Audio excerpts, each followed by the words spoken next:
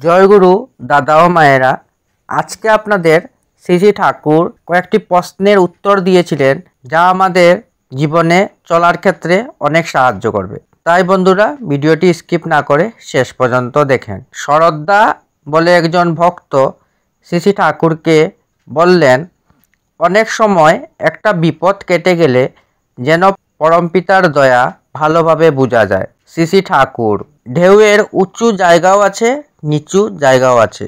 আপনি সাঁতার কেটে যাচ্ছেন, নিচু জায়গাটা বাদ দিয়ে শুধু উঁচু জায়গা দিয়ে কি আপনি যেতে পারেন? জীবনেরও তেমনি উঠানামা দুইই আছে। চলাটা ঠিক থাকলে নামলেও আবার ঠিক উঠে পড়ে। শরদ্দা আবারও প্রশ্ন করলেন, সত্তাবিরোধী কাজ করেও আমি যদি পরমপিতার শরণ নিয়ে চলি, তাহলেও কি ওই কাজের যে ফল তা আমি পাবই? শ্রী ঠাকুর: এ অবস্থা হলো ওই ঢেউয়ের মধ্যে দিয়ে সাঁতার কেটে যাওয়া। এই ঢেউয়ের নানা রকমারি আছে, কোথাও উঁচু, কোথাও খুব নিচু। ঢেউয়ের ধাক্কা কোথাও প্রতিহত করতে পারি, কোথাও পারি না।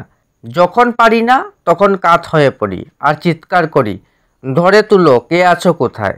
শরদ্দা আবারও বললেন, ছেলে না পড়লে যেমন পরীক্ষায় পাশ করতে পারে না, শ্রী ঠাকুর ওই রকম আর কি।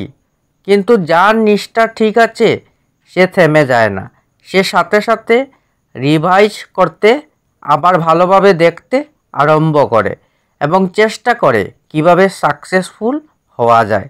শরদ্দা: কোন বিপর্যয়ের মধ্যে পড়লেও মূলে যদি নিষ্ঠা থাকে তাহলে বোঝা যায় এটা ভালোর জন্যই হয়েছে। শ্রী ঠাকুর: বিপদ আপদ আসে, সবার জন্যই আসে, কিন্তু নিষ্ঠা থাকলে নৌকার গুণ টানার মতো হয়।